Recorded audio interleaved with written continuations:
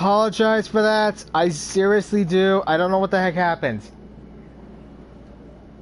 But going back to where we just were, she gestures rudely at the stone hurler. It makes a hissing sound like escaping steam. Quiet, filthy thing! You'll take us somewhere safe, surely? Surely you will. The opposite. You don't want to go where we're heading, where we're going. God's alive, has everyone lost their minds? At least give us justice. Don't let this slag alive. Don't leave this slag alive to kill us and eat our children. Alfred, what's the dread side of the story? Hello, Brussels at the implication. Alfred taps her spear and the hordes vibrate with a faint hum. The dread sings a soft response. She says they left her with no choice but to defend herself. Stuck here, same as them. By the gods, we've been found out by the only slag lovers in this dying world. She snatches something shiny from the hands of one of her kin, waving it in front of you. This is what the ravens need, isn't it? You disgusting vultures? Family heirloom, worth more than it looks. I say we just bring the stone singer along with us, Iver. I mean, we already got one. You said it was terrified of me. Then she won't put much of a struggle, will she? What are you talking about? Kill it already! Kill it! Convince the stone hurler to come along, Alfred. Alfred speaks to the dredge again. It shows little emotion, but that may just be because it lacks facial expressions. Quite the motley crew you've got, Destroyer. Don't call me that, I'm serious. Hilda pockets her heirloom, offering only low curses, angry that the dredge lives on.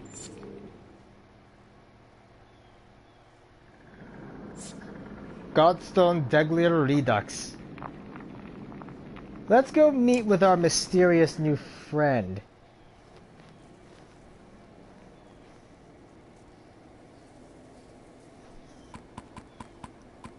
Castaway. Huh, you got some good skills.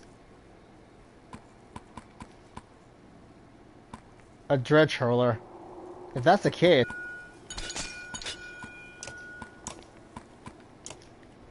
A dredge female found reluctantly stuck within the darkness of the Godstone Dengler, capable of controlling exploding thrown rocks. The speechless stone hurler was attacked by human survivors there until Iver and the ravens came along and adopted her. Separated from her own kind, she seems rather pragmatic about the whole situation. That's putting it mildly. It's weird how they look. At first we thought they were all stone golems, but now they're not. The unmoved. The whisper. Huh. That might not actually be a bad idea. Twice, foolish, forsaken, last standing, unbent, the wolf.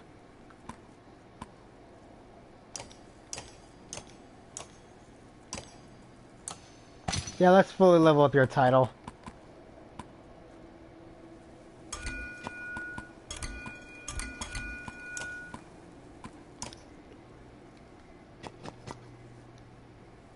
Bonus damage while stationary. Yeah, let's get that to you. Range distance, crit chance. Where is Castaway? There you go. Sorry, Juno.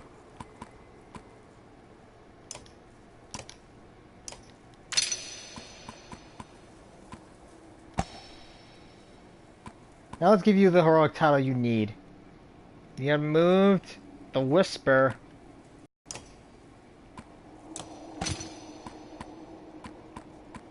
Yeah, let's do that.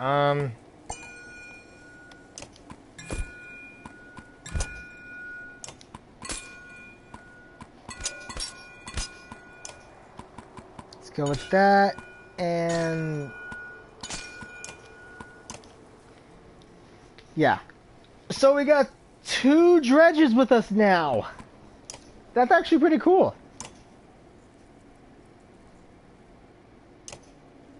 Monster killer. Da-da-da-da.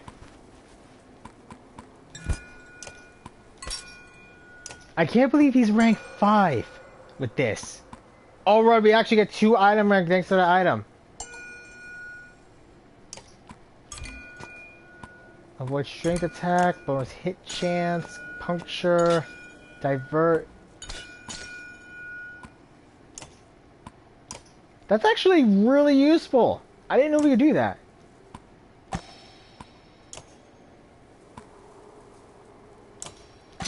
Yeah, let's give you a bit of a bonus to that.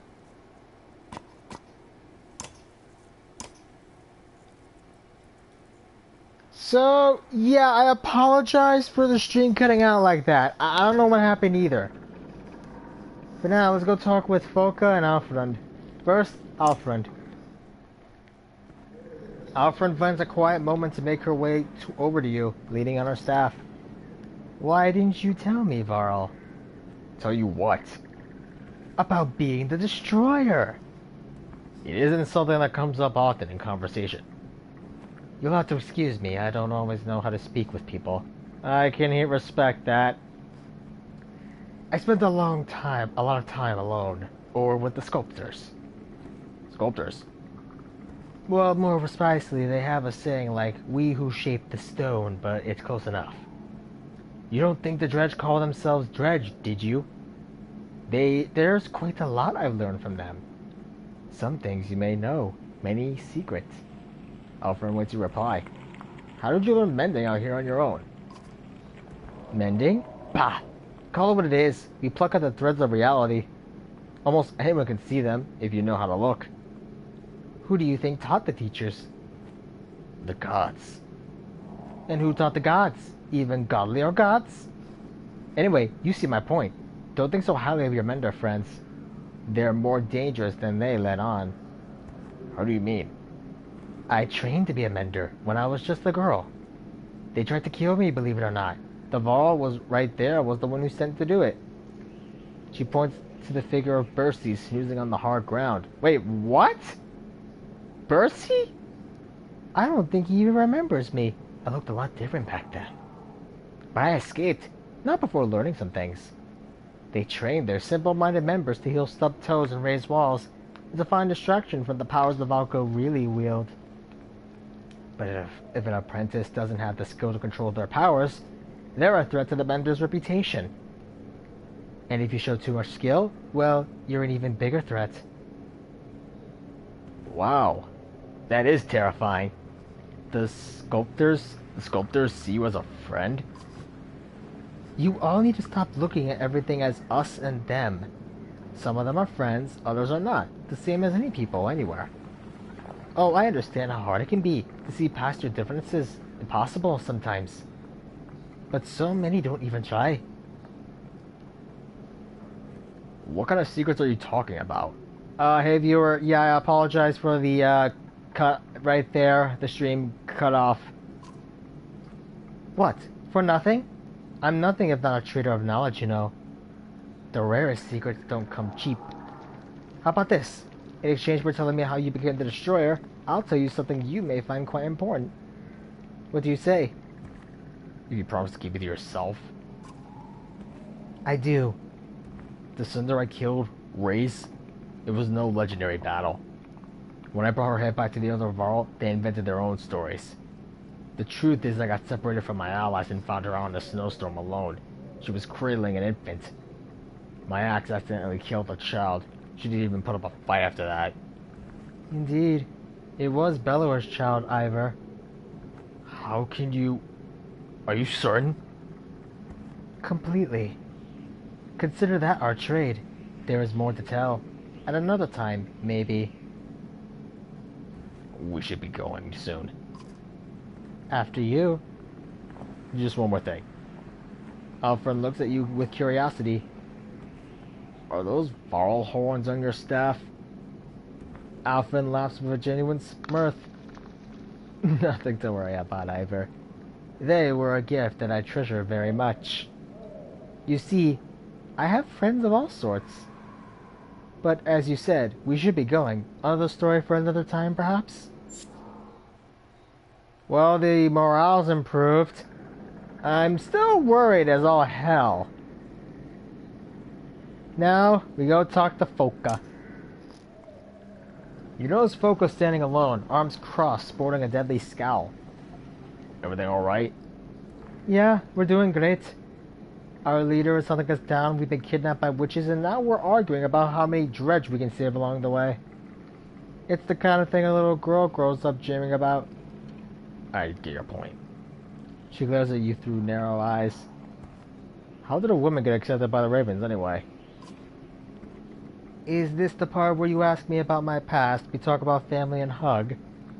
Eat some black snow, Varl. These guys all chose to be here, just like me. That's the truth. That's all the family you need to know about. Considering you didn't even mention family, you doubt that's the whole story. But you let it drop. You still care about Bulwark. Are you trying to piss me off? Imagine little Alette hunting you through the darkness, trying to rip your throat out. Now imagine some arse accuses you of having feelings about it. You notice Foco's hands instinctively go to the axe Bulwark had thrown at Ivan a few days back. What do you plan on to do with that axe? Its name is Claw. And what I plan to do with it is my business. Can we agree to keep it tucked away? If the sight of it scares you, then yes. I will keep it safe and snug right here. I'm not suicidal, Iver. I'm not going to plant it into a Valka skull. Not right now. Are you always supposed to be around? I never asked to be around you. I always heard the Varl like their space. You're not wrong. Must be nice to be accepted for something like that. My kind treat you like you're diseased if you don't act right, but the Ravens, they don't judge. It's not like I want to be completely alone. I just don't need tedious, pointless conversations with every idiot who has an idiot question. Go on.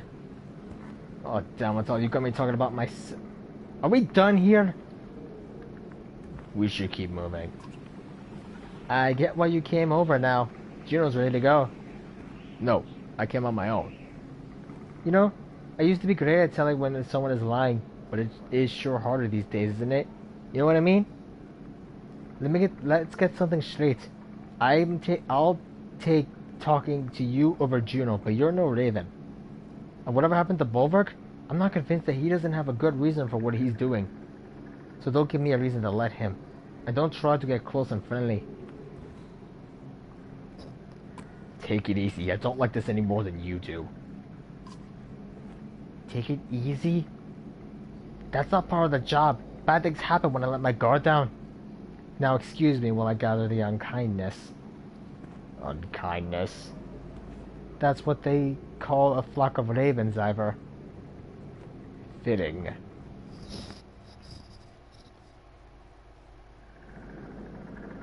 Yeah, let's get the hell out of here.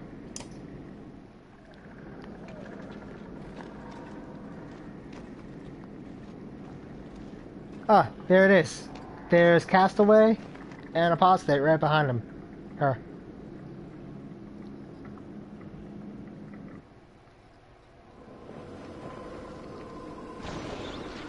Let's see how far I can get in this episode. Morale declined. Does it worry anyone else that we've somehow gone ahead of us? Said Valgard. What once was a hill that has been twisted into a thin strip of land, pulled along with spider silk with a steep drop beneath. Warps shamble back and forth across it, but Bulwark is nowhere in sight. They don't need rest, Volker realizes with a shudder. Bulwark can't confront us directly. Now while the Valka live, he's going to thin the herd all the way to Ridgehorn. Thin, spits Oli. It's exactly what we do, isn't it? I hate it.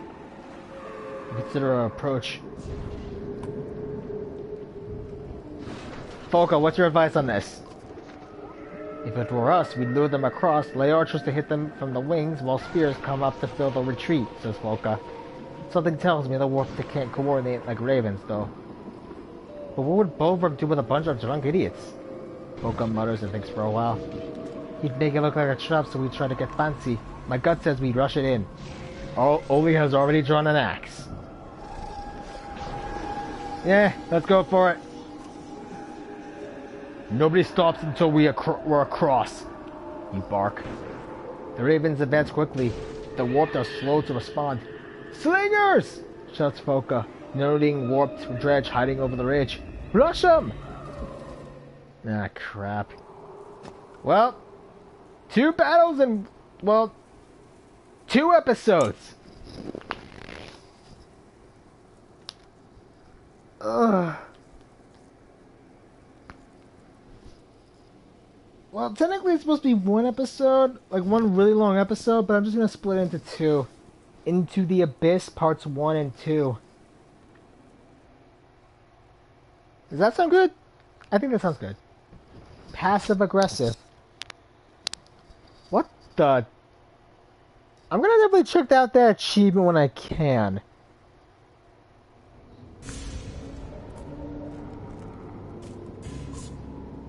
This could have gone. That could have gone worse. That could have gone worse. Don't let your guard down yet.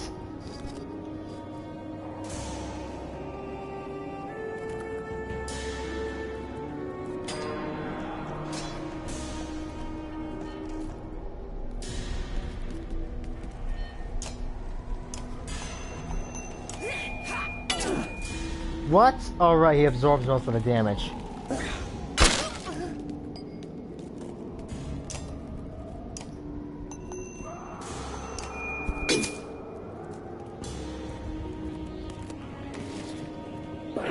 So Hollow Knight, do I definitely plan on trying it out? Yep. Do I want to try it out because it's fun? Yep. Is it long? Yep. Basically, it's a good Metroidvania game. I've been definitely wanting to test that baby out for a while now anyway, so...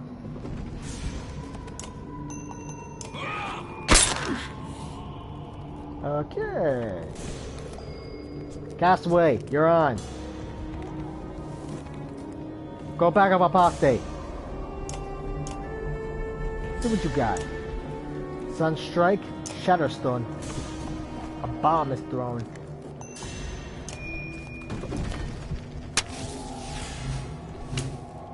Oh! That's what it does. So now we have the same abilities as all the others, dredge. This is cool. I'm actually starting to like the dredge now. We're starting to learn a lot more about their culture. And also we poisoned that guy. That's good. That's really good. Hang on, Foka. Boop.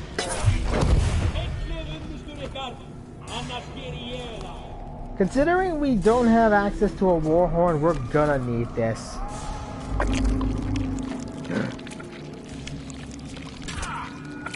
Robust.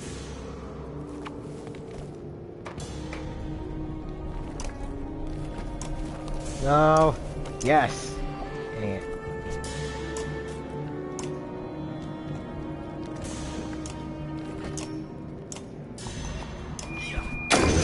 Let's go with this. Boop. Boop. Dang! Oli, I'm so proud of you!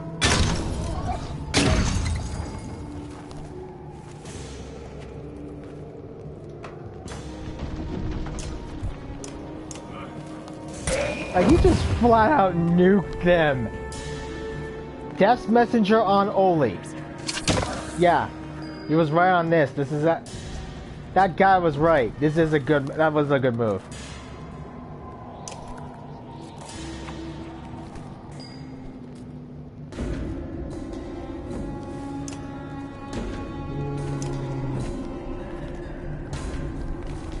Let's go with. No. Yes. Ah, man, he absorbed one.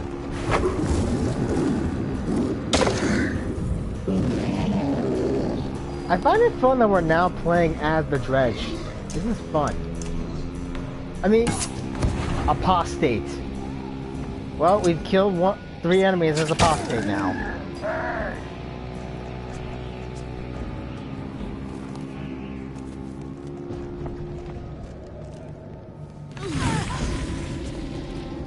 Alright, I forgot that does that.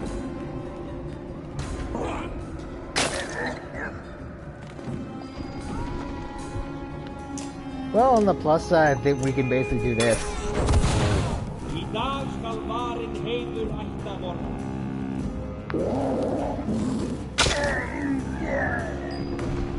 Hang on, apostate. We got you.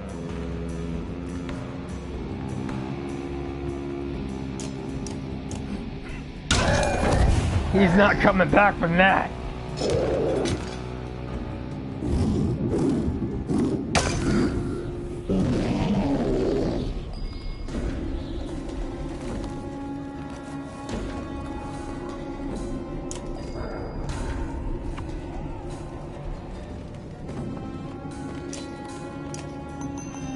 Go get him. And that was Castaway's first taste of fighting. Well, for us.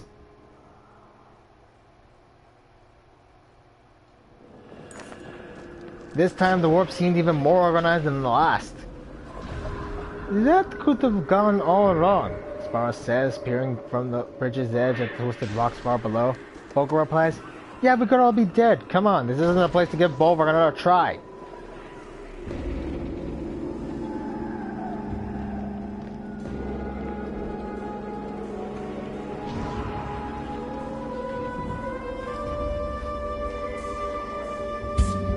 Morale decline. Day 9. Small pale orbs wink at you from deep crags in the darkness. A brief inspection reveals that they're eggs. Skulkers, whispers Deitch, pulling one of the creature's free of its shell, stabbed through by his dagger. The stone hurler who joined you at the Godstone looks upset by the dead thing. She jogs between a few clusters, making scooping motions and nodding. Are you crazy? Foka frowns. There's a lot of eggs, only bemoans, squinting ahead from a distance.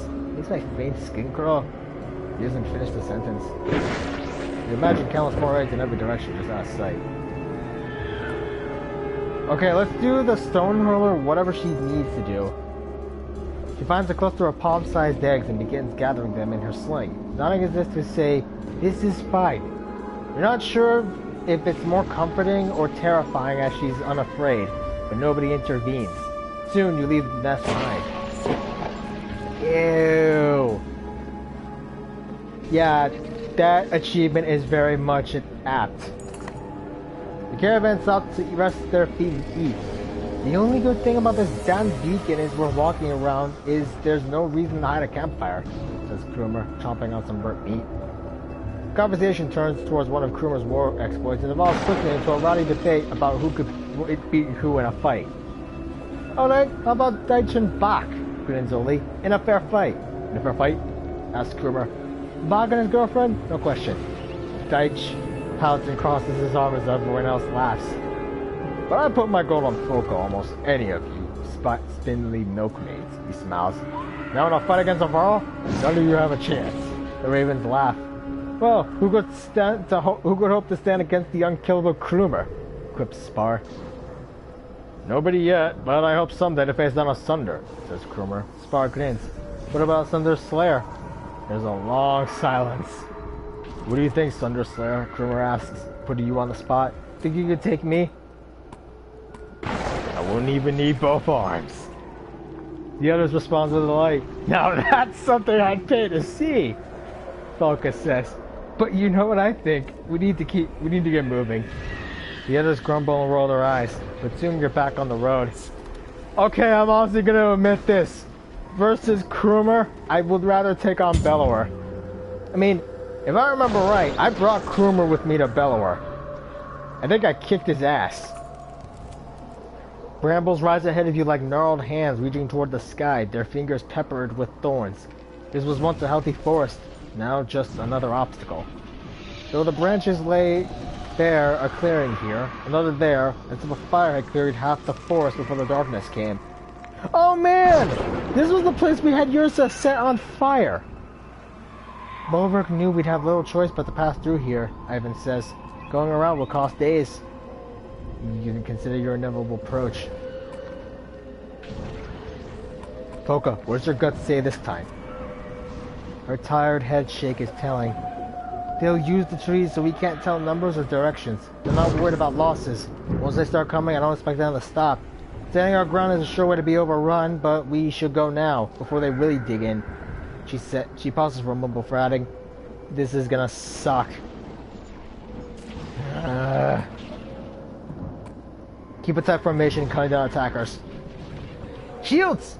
Vocal calls in a tone you're starting to become familiar with. The ravens do their best, but the progress is slow. Each fallen creature is replaced by 2 more. Eventually, you find yourself stopped and surrounded. Cut a swath, Vocal huffs. Before we push any further, watch the flanks. Ah, crap.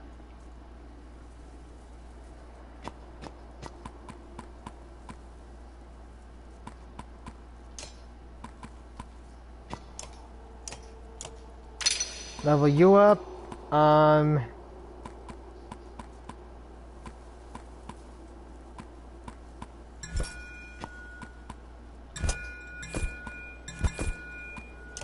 Yeah, let's give her that.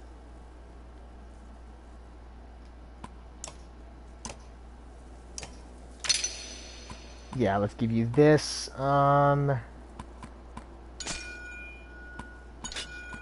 Definitely cause puncture. Or we got lucky shot. And let's upgrade your willpower.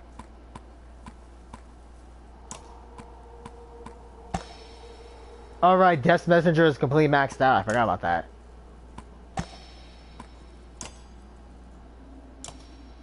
Monster Killer is good.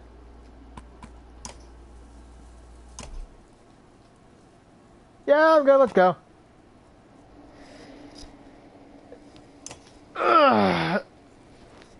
You know, this is one of my longest episodes, but granted, it would have been longer if I didn't have that interruption halfway through. I kind of wish I had the ability of, you know, just fixing this post-production, but I can't edit a video to save my life. I could barely figure out how to make an audio file, and that was for school. That one stressed me out because they did not tell us how to make an audio file. Like, I was like, dang it. And the ironic part was I actually figured out how to do it, too. No end in sight to these things. No end in sight to these things. Iver, you're gonna go here. You could probably take on those guys on your own. Hang on, apostate. You go here with Spar. You back him up. Spar, you go here. Nope. Yeah, here. Let's do this.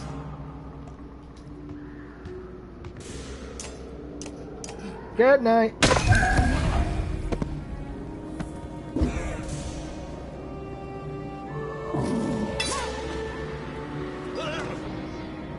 Ah, crap.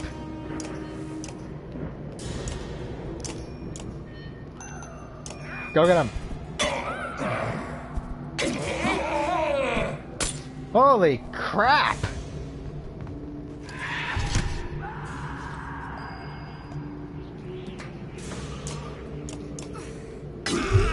Dead.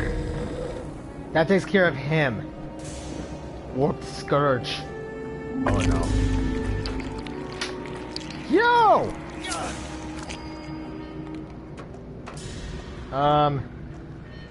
Yeah, let's see if you can weaken this thing.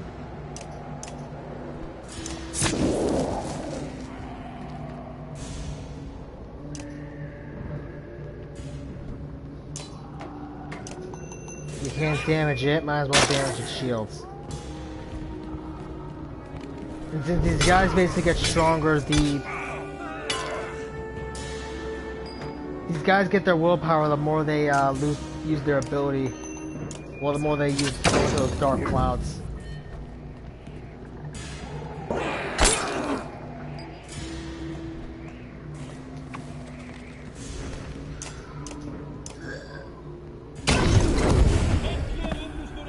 Man, Apostate's just murdering! Mass cash should be very useful for me.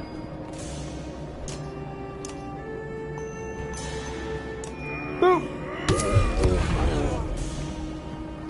So, Ruby Volume 6 is going to come out in October, and I'm kind of excited, but I'm also a bit worried. It's mostly because of the fact, given what has been going on lately with Ruby.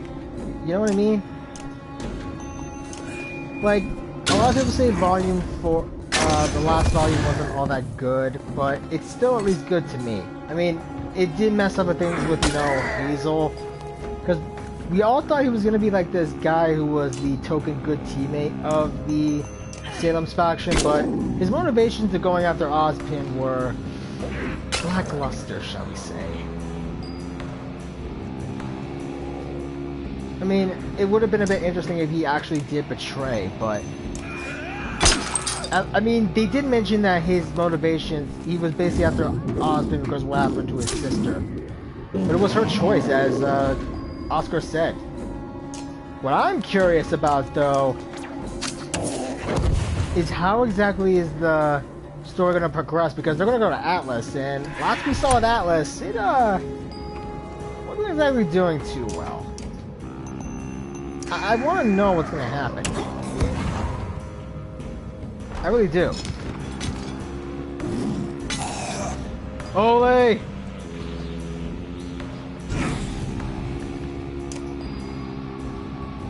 Yeah, screw trying to get that item. I don't think we're gonna last. Not without Oli.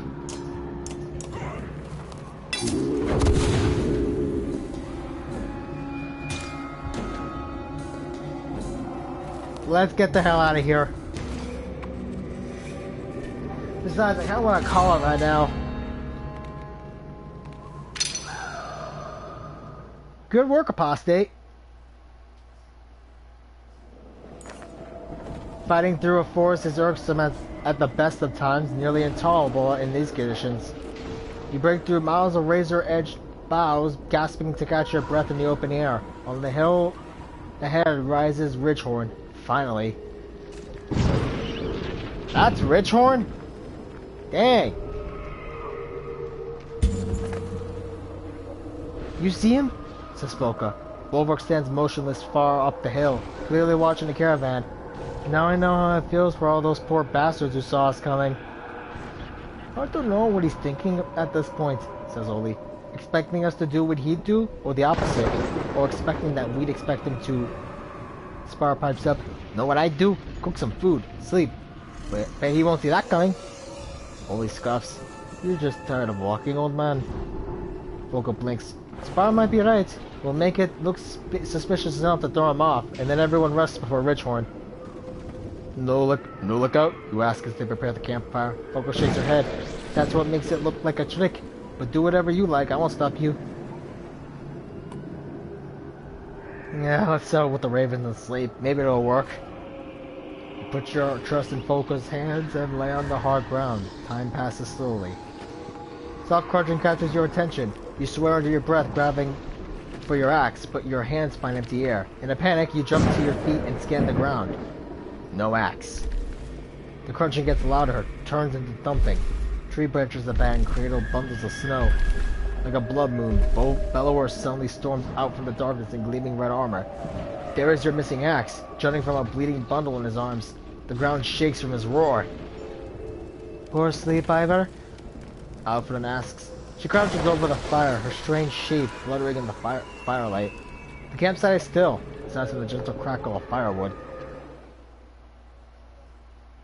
Oh, so that was a nightmare. Just dreams. Some people think of dreams as omens. Those people are idiots, but they certainly can be a fine distraction from our troubles. Not my sort of distraction. I'm sorry if I dredged up old memories back at the Godstone, so to speak. There's more to that story. Would you like me to tell you? I think you should. You've heard one half already. How the Valka came forth during the Second Great War with fire and fury to push the sculptors into extinction. She gestures theatrically. So I've heard. Perception.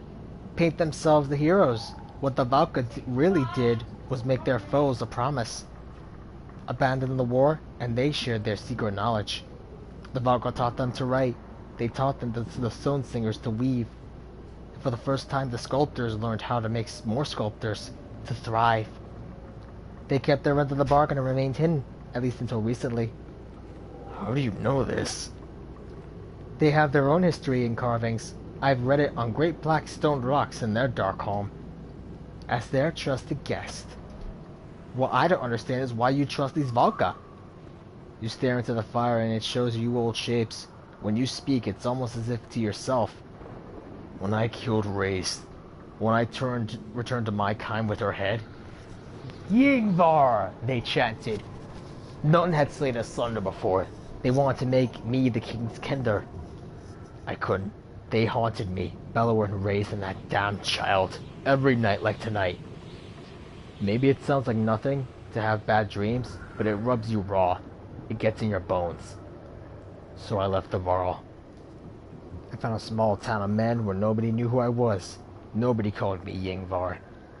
Iver never had dreams like that in Skoker. So that's why you agreed to come with Jua and Ivan.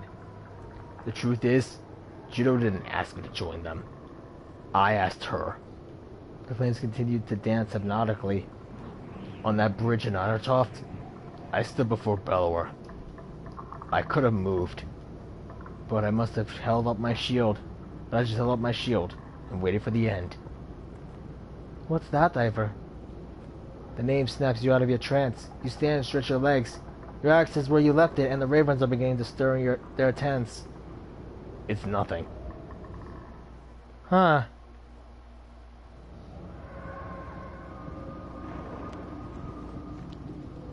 Yeah, I'm definitely gonna call it here for today, guys. So, we're learning a bit more about the world, and we're learning a bit more about Iver. I'm actually happy about it, really. So, this has been Let's Play The Banner Saga 3. Next time, we're going to continue on into the darkness with Iver. Hopefully, we can get to Richhorn before Bova tears us a new one. And hopefully, we won't encounter any more interruptions this time. Leave a like, comment, and subscribe, and I'll see you guys, well, next week. See you then.